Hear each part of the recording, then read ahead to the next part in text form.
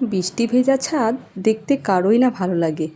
মানে এত সুন্দর লাগে বৃষ্টি হওয়ার পরে গাছগুলোকে দেখতে, যে এই মনোরম দৃশ্য থেকে মানে চোখ যেন সরানো যায় না। সেই দৃশ্যগুলোই আজকে আমি আপনাদেরকে দেখাবো। So hello everyone, welcome to my channel Hamida's world. আশা করি আপনারা সবাই খুব ভালো আছেন। আমিও আল্লাহর রহমতে খুব ভালো আছি। তো বৃষ্টি হওয়ার পরে এই যে দেখুন আমাদের ছাদ বাগানটা আজকে আপনাদের সঙ্গে আমি শেয়ার করছি। এই দেখুন রাবার প্ল্যান্টের গাছের পাতাগুলো দেখুন, এত বড় বড় যে মনে হচ্ছে ভেঙে এটাতেই করে ভাত খাওয়া হবে, এত বড় বড় হয়েছে। আর দেখতে কিন্তু খুবই সুন্দর লাগে রাবার প্ল্যান্টের গাছ। আর এখানে রয়েছে বিভিন্ন রকমের গাছ। তো আমরা কিভাবে আমাদের ছাদটাকে সাজিয়ে রেখেছি বা গাছগুলোকে কিভাবে অর্গানাইজ করে রেখেছি, সেটাই আপনাদেরকে আজকে আমি দেখাবো।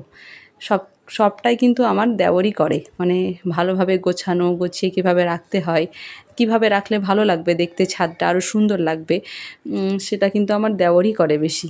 এই যে মিলি ফ্লাওয়ারগুলো দেখুন কত সুন্দর ফুটে রয়েছে, আর জবা পাশে, আর এদিকটা দেখুন এত সুন্দর হয়ে আছে যে কি বলবো। আর মানে বৃষ্টিতে পুরো গাছগুলো ভিজে গেছে, তো একদম মনে হচ্ছে সতেজতা ফিরে পেয়েছে গাছগুলো। আর ফুলের মধ্যে দেখুন কেমন জল জমে রয়েছে, হাত দিয়ে নাড়াতে গেলে কিন্তু জলগুলো পড়ে যাচ্ছে। অনেক ফুলও ফুটে রয়েছে গোলাপ গাছটাতে। তো এই সব দৃশ্য দেখে মানে চোখ মনে হচ্ছে সরানো যায় না। তাই ভাবলাম আপনাদের সঙ্গে একটু শেয়ার করে দিই। এটা হচ্ছে ইকজোড়া। ইকজোড়াটাতেও অনেক ফুল ফুটেছে, একগুচ্ছ ফুল ফুটেছে, আর কালারটা দেখুন, উফ, দেখতেই ভালো লাগছে। আর নয়নতারা তো সবসময় ফোটেই। তো আমাদের বাড়ির যে ছাদ বাগানটা আমরা এইভাবেই কিন্তু সাজিয়ে রেখেছি। এখানে দেখুন একটা ফুলের ওপরে কেমন ফড়িং বসে রয়েছে। আর এই বর্ষার টাইমে না প্রচুর ফড়িং উড়ে, ওই ফড়িংগুলোই কিন্তু বসে রয়েছে। আপনারা আপনাদের ছাদ কীভাবে সাজিয়ে রাখেন অবশ্যই কমেন্ট করবেন যে কেমনভাবে, আর আমাদের ছাদটা কেমন লাগছে দেখতে সেটাও কিন্তু জানাবেন কমেন্ট বক্সে। আমি অপেক্ষায় থাকবো আপনাদের কমেন্টের। এখানে রয়েছে বাগানবিলাস। এই গাছটা জানেন প্রায় মরেই যাচ্ছিল, কিন্তু এত সুন্দরভাবে করার পরে, পরিচর্যা করার পরে গাছটাতে আবার ফুল হয়েছে, আর পাতাও অনেক গজিয়েছে। আর গোলাপের গাছের তো কথাই না।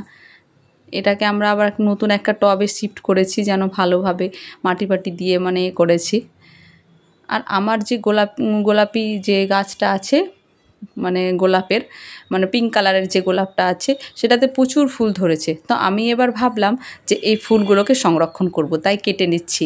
তো এই সংরক্ষণ করার পরে এটা দিয়ে যে লিপ বাম তৈরি করব। খুব ট্রেন্ডিং চলছে যে সবাই লিপ বাম বানাচ্ছে। তো আমার এতগুলো ফুলগুলো আমি কি করব গাছের, তো এগুলো তো পড়ে পড়ে নষ্টই হয়ে যাচ্ছে। তো ভাবলাম যে আমিও এবার থেকে সংরক্ষণ করব, দিয়ে তারপরে এটা দিয়ে লিপ বাম বানাবো। দেখা যাক নতুন চেষ্টাটা আমার কেমন হয়, মানে লিপ বাম বানাতে পারি কি না।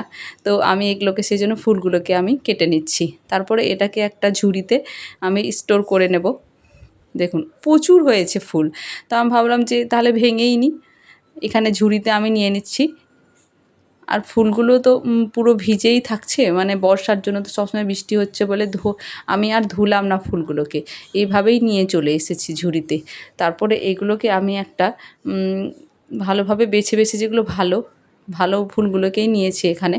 এগুলোকে আমি একটা সুতির কাপড়ে, মানে ওড়না সুতির, ওটাতে ভালোভাবে চেপে চেপে মুছে নিচ্ছি, যাতে ভেতরে কোনো জল না থাকে। আর পাপড়িগুলোকে ছাড়িয়ে আলাদা করে নিচ্ছি। আমি মানে ডাল টালগুলো ফেলে দেবো, শুধু পাপড়িগুলোই নেব। তারপরে এটাকে চেপে চেপে মুছে নেব, যেন জল না থাকে, একদম পরিষ্কার হয়ে যায়। তারপরে একটা ট্রেতে আমি এখানে নিয়ে নিয়েছি ফুলগুলোকে, ভালোভাবে শুকনো করে মুছে নেওয়ার পরে এটাকে আমি সানলাইটে শুকোবো। সানলাইটে শুকোবার পরেই তখন আমি এটার পাউডার বানাবো। আপনাদের সঙ্গে চেষ্টা করব শেয়ার করার। তো আজকের ভিডিও এখান পর্যন্তই। পরের ভিডিও দেখার জন্য অনুরোধ রইল। আর আমার ভিডিও যদি আপনাদের ভালো লেগে থাকে তাহলে অবশ্যই লাইক, কমেন্ট এবং শেয়ার করবেন। সাবস্ক্রাইব করে পাশে থাকবেন। ধন্যবাদ। দেখা হচ্ছে পরের ভ্লগে।